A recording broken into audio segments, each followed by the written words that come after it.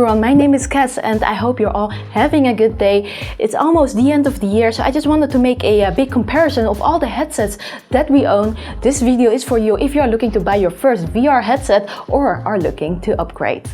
Before we get started, let's take a quick look at all the headsets we will be comparing today. Here we have the Oculus Go. This is the first standalone VR headset released by Oculus.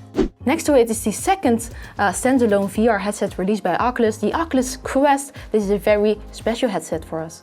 And here we have the original Oculus Rift consumer version 1. This is the second headset we ever bought for this channel. And oof, back then when we bought it, it was still $900. Can you imagine? And right next to it is the first headset we have ever bought for this channel. This is the original HTC VIVE. And as you can see, I loosened the strap over there because, well, I'm a monster. Here we have the Oculus Rift S. This is the newest Oculus headset and it features inside-out tracking. Here we have the Pimax 5K Plus. This is a special headset because it is a white FOV headset. Here we have the Valve Index. This is the first headset released by Valve, the creators of Steam. Here we have the HTC VIVE Cosmos, HTC's newest inside-out tracking headset, and it is a beautiful one. Here we have another good oldie. This is the PlayStation VR, also one of the 3 original VR headsets, at least in my mind. This is the HTC VIVE Pro. This is the second headset released by HTC, at least if I remember correctly. And on top of it, I have a Vive wireless adapter, which makes it look like a little alien. I think this is a good selection of various VR headsets, so let's get started. But first, subscribe if you haven't yet to see more VR videos like this one, and now, join me beyond reality. So, in this comparison I will summarize the pros and cons of each headset, because if I don't summarize, this video would be 5 hours long and you will fall asleep. So if you're interested in our full reviews, then check out this playlist right here. And I've also added timestamps in the description below in case you want to skip to whatever you want to know. There's also a glossary at the end of this video where I explain some terms that you might not have heard of if you're new to VR, but it's important to know if you're looking to buy a VR headset. Stay tuned for the outro, because in that outro I will let you know which headset is my favorite headset. That is also the one that I think is the best headset to buy in 2020. Now, let's move on to the first headset. The Oculus Go! The Oculus Go is the first standalone VR headset released by Oculus. This means that you don't need a PC to use this headset and that it is wireless. Many people might compare this with the other standalone headset, the Oculus Quest. However, there is one huge difference, and that is its tracking. The Oculus Go only has 3 degrees of freedom tracking, in short 3 DoF, and it also only has one 3 DoF controller. So for comparison, all the other headsets in this list have 6 DoF tracking and 2 6 DoF controllers. So this headset is, in my opinion, better for those that only use VR as a media viewer. For example, people who only watch VR videos. Someone who wants to play immersive games or watch interactive VR experiences should not get an Oculus Go. I also find that that you can get motion sick faster with 3 DoF tracking. Motion sickness is very personal though, so it might not be for everyone, but that is the reason that I think that you should at least try out both 3 DoF and 6 DoF tracking in the same app to see what the difference is. Keep in mind though that most VR videos are usually recorded in 3 DoF, so even if you watch using a 6 DoF headset, it won't be different, but having 6 DoF tracking could still be useful in apps like Netflix VR, because even sitting in the menu, sitting on a big couch in VR will feel more natural and thus more comfortable. If you really only watch videos and you are on a budget, then the Oculus Go is a great affordable option. If you are considering the Samsung Gear VR because it's cheaper, then I can tell you, you should get the Oculus Go instead. If you have some money to spare, then keep on watching.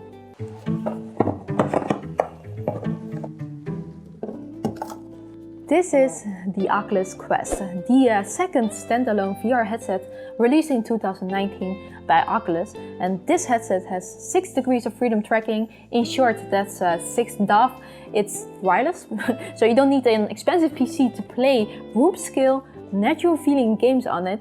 You do have the option to play PC VR games if you own a gaming PC. And this is why I think this headset is just brilliant. It is the most versatile headset on the market at the moment at the best price quality ratio. It also has a good content library. Even on a Snapdragon 835 mobile chip, developers are able to port some PC VR games on it that play well.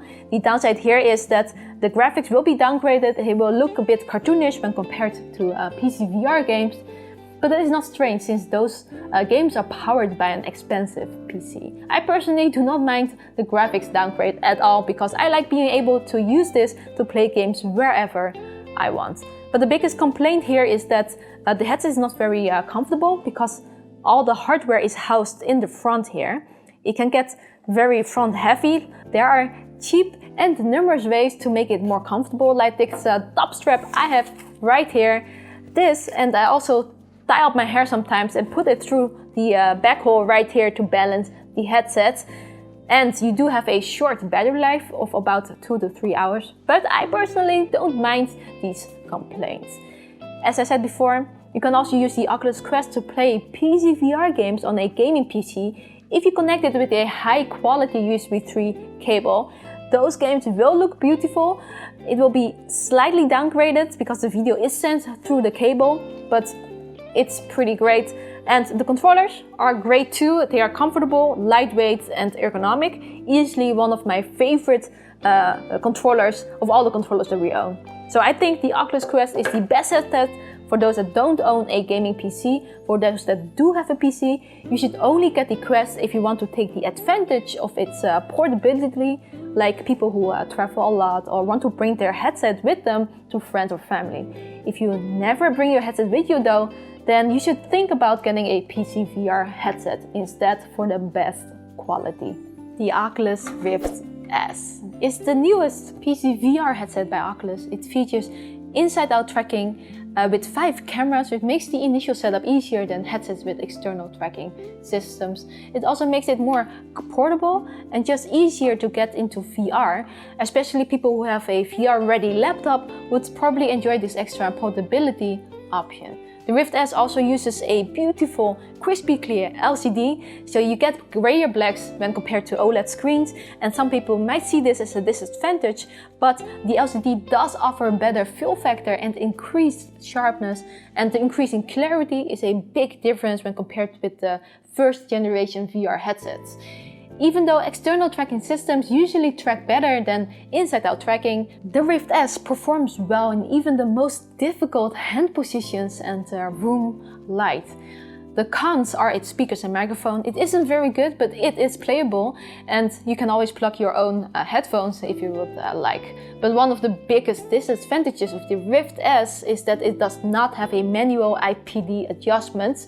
So if your IPD is far from the average range of 58 to 72 millimeters, your image may never be sharp and thus not comfortable. Anything within this range should be fine. My IPD is around 59 and I can play comfortably. The controllers are the same ones as the Oculus Quest ones, comfortable and lightweight. I love them. And for $399 US, the Oculus Rift S is the most affordable, good quality PC VR headset on the market for those within the IPD range. It's also paired with a good Oculus content library, so if you are on a budget, this headset is very much worth looking at if you want a PC VR headset. Oh, too many cables.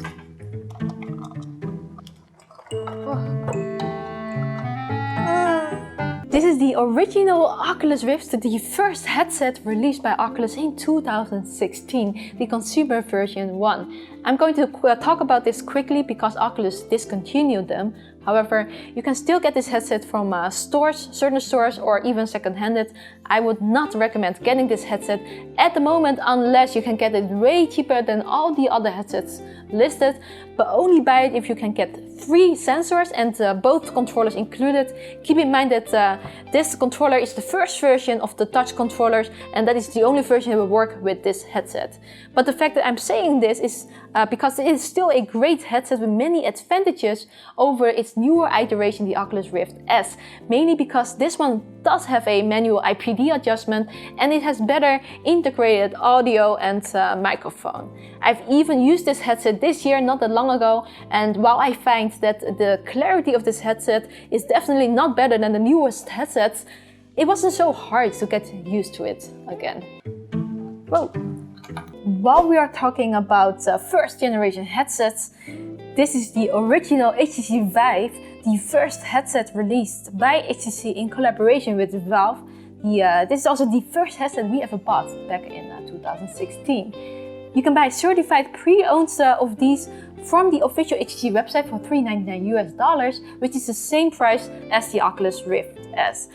I don't recommend paying this price for an original HTC VIVE though, because for that price you can get an Oculus Rift S, which has better clarity. However, the HTC VIVE does have a manual IPD adjustment and an OLED display. My opinion here still is the same as what I said about the original Oculus Rift. Only buy if you can get it cheaper than all the other headsets, and only if it includes the Steam VR base stations and also the controllers. This might be especially worth it if you are on a budget now but are planning to upgrade later, because you can actually reuse those Steam VR base stations and controllers with other headsets too that use the same Steam VR tracking. Like, I'm still using the first generation base stations with newer headsets like the Valve Index, which still works perfectly.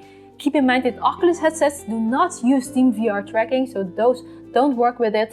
But if you already have an original HTC VIVE and are looking to upgrade, there are still some great options on this list which I'll talk about in a bit. Before we move on, while you're watching this video, don't forget to leave a like if you found it helpful so far. And also I want to say that this is currently loose right now because I'm using this deluxe audio strap for something else, but normally it should be like on there. This is the HTC VIVE Pro, the second headset HTC released in 2018. Back then it was the highest resolution headset, but by now it does not offer much of an improvement over the other headsets, and at $1,399 for a full kit, I cannot recommend buying this headset. Not even if you only want to buy the HMD for $799. Don't get me wrong, it's a decent headset, but for that price I will get different headsets that just offer more. Oh, and also I have the VIVE wireless adapter on this one at the moment, but it usually doesn't come with it. You have to buy that one separately. And here we have the HTC VIVE Cosmos, HTC's newest headset released in 2019. And here HTC also decided to move away from the external tracking system and went with inside-out tracking too, just like Oculus. The Cosmos has a beautiful display, which is on par with the Oculus Rift S, and the Cosmos has a couple of advantages over the Rift S, which is its manual IPD adjustment and the integrated headphones. The rest of the specs are pretty similar, and it does have this flip-up design, which none of the other headsets have, but while this is handy, you won't really miss it. At launch, the Cosmos also had very bad tracking, but since recent updates it is actually pretty decent, although I still don't think it is as good as the Rift S. I do believe that HTC can fix this, which will make the Cosmos a decent headset. But there's one thing I still don't like about the headset is the controllers. They are big, heavy, bulky, and that makes them not comfortable for long play sessions. Also, the headset is priced at $700. Right now there is a Christmas sale, so it's $100 off, but it is still more expensive compared to the Oculus Rift S, which is priced at $400. To us, the slight improvements of the Cosmos do not justify paying $300 or even $200 more. But one reason to buy this is if your IPD is not in the average range. There's another reason that you might want to buy HTC VIVE headsets, and that is because they are the only PSVR headsets with a reliable wireless mod. They all work with the VIVE wireless adapter that I showed before, but this comes with a steep price tag. It will cost you $350 more. So if you really want a wireless PSVR experience and you don't mind paying the price, then I would get the VIVE Cosmos with the VIVE wireless adapter. I would not get the other HTC VIVE headsets for it because I think the Cosmos is the most upgradable one and also has the best price-quality ratio amongst HTC headsets. But if you have the budget for this, then I would also consider looking at the Valve Index or Pimax VR headsets too, which are coming up. Alright, bye Cosmos. Oh no. It's time for another oldie. PlayStation VR. Also one of the first headsets released in 2016, so the visual clarity is a bit less than newer released headsets, but the display is still very good. Compared to the other headsets released around the same time, this screen has always been one of the most beautiful ones to us. And the PSVR content library is just very good too. Plus, this is still one of the most comfortable headsets for us. However, the PSVR does come with some disadvantages. The tracking is done by one PlayStation camera in front of you, so there is no 360 room scale tracking. And you can use the PlayStation DualShock 4 controllers, but that isn't very immersive. So to get a more immersive experience, you have to buy PlayStation Move controllers separately, which are around $90 for a 2-pack. And while these controllers work, they are also a little bit awkward. So I think this is a great headset as a starter VR headset if you don't have a VR-ready PC, but you do have a PlayStation 4. But the PlayStation 5 is also releasing next year, and a PSVR 2 could be in the works, so it might be worth it to wait and get an Oculus Quest instead for now. And if you do have a gaming PC, then I would recommend looking at PCVR headsets instead.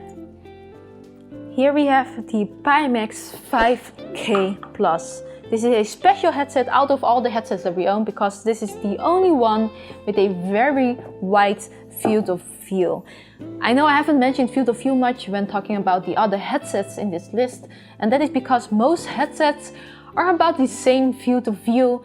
I can't give you an exact field of view number per headset since this number is dependent per person, and for example, someone's face shape or the face foam that you use or whatever mod you use could increase or decrease your field of view. But one thing is for sure, the Pimax 5K Plus is the only consumer headset out there with such a wide field of view.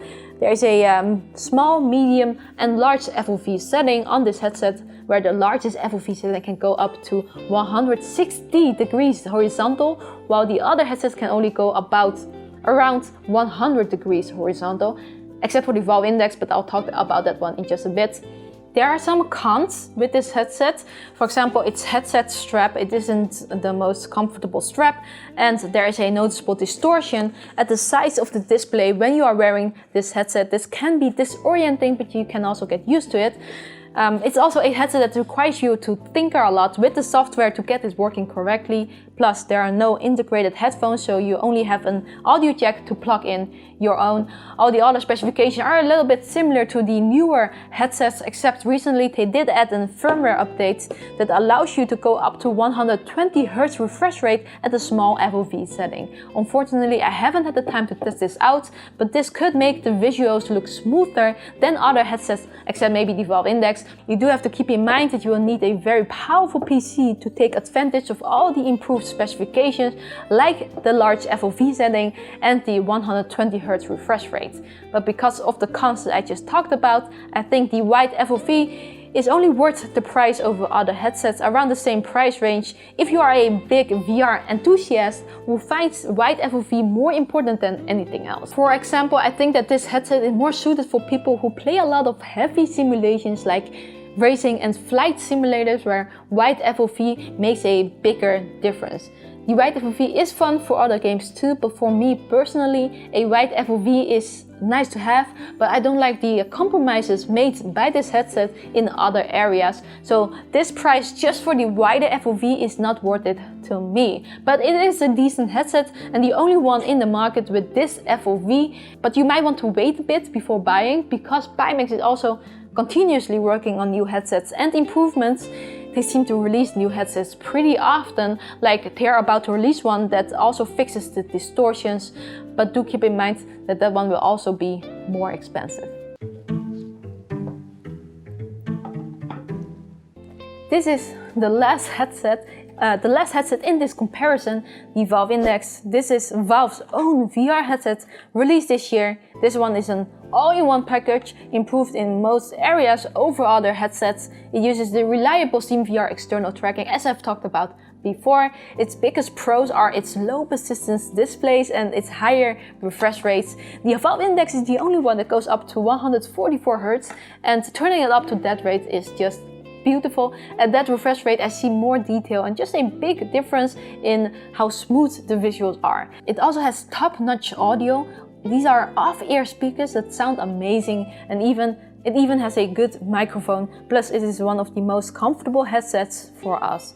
The Valve Index is also optimized for a little bit wider field of view by allowing you to move the lenses closer to your eyes, and Valve made also some other hardware design choices to make the FOV a little bit wider. The Pimax 5K Plus that we just talked about still has the widest FOV though. The controllers are great, intuitive and just fun to play with when used in games that are compatible with them. Not a lot of games make full use of these controllers though, unfortunately, but that doesn't spoil the fun for me, as it does work with other games as well. The downside with the Valve Index is just as with the Pimax 5K Plus, is that you need a powerful PC to be able to handle the higher refresh rates in most games. And a con is that the headset itself is also one of the expensive ones. A full kit costs $999 US. You can buy equipment separately for lower prices. But because the Valve Index has almost no other disadvantages, and the biggest thing for me is that it doesn't compromise in comfort or other things to get better specifications. So if you buy this headset, you're good to go.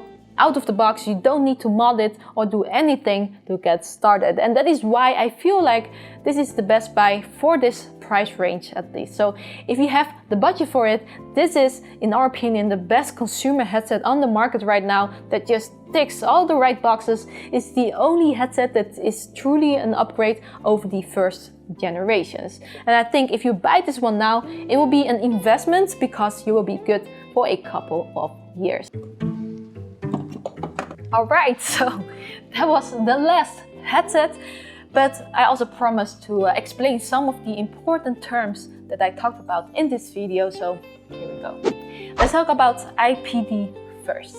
IPD stands for interpupillary distance, which is the distance between the centers of the pupils of your eyes. It is important to know your IPD because by setting your headset's lenses at just the right distance, the same distance, you get the best clarity and sharpness. If it isn't set correctly, your image may be blurry and motion sick inducing. IPD is measured in millimeters, so you can measure it yourself using a metric ruler, or you can download phone apps for that too.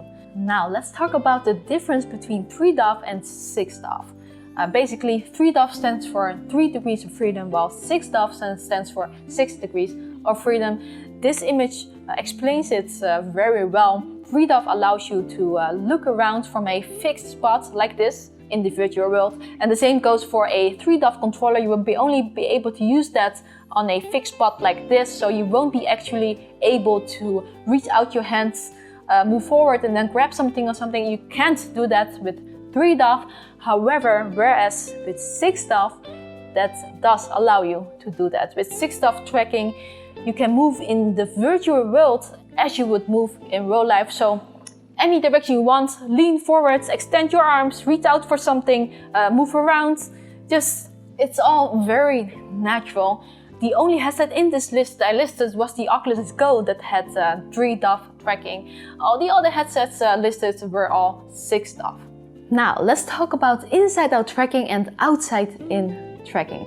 To put simply, inside-out tracking is a way to track the position of a headset without any external tracking cameras or sensors. The first consumer VR headsets like the original Oculus Rift and the original HTC VIVE all used external tracking systems, or you can also call them outside-in tracking systems. The biggest pro of outside-in tracking system is that it is the most accurate. Inside-out tracking, however, gets you a lot more freedom and portability. Most second generation VR headsets use inside-out tracking now, like the Oculus Quest, the Oculus Rift S and the HTC VIVE Cosmos. Headsets that still use outside-in tracking are the Pimax 5K Plus and the Valve Index. Oh, I need some water, guys. So, yes, you can probably tell which headset is my favorite go-to headset. It is the Valve Index. So here we are. I hope you enjoyed this comparison and I hope it helps out, because that is all that I have. Please do let me know if it does, or if you have any questions in the comments below. And for those who already own a VR headset, I have a different question for you. What headset would you recommend to buy in 2020 and why? Put it below in the comments. Maybe it will help getting someone into VR, and well, let's have some friendly discussions. One last thing, currently a lot of these headsets I've talked about in this video are currently in the Christmas sale, so definitely take a look around now if you're looking to buy a headset. And a special thanks goes to our right hand patron. Shout out to Art Armin and his Patreon page. Another shout out goes to Baxon VR and his VR YouTube channel. Everyone, thank you so much for watching once again, and see you all in the next video. As always, VR on.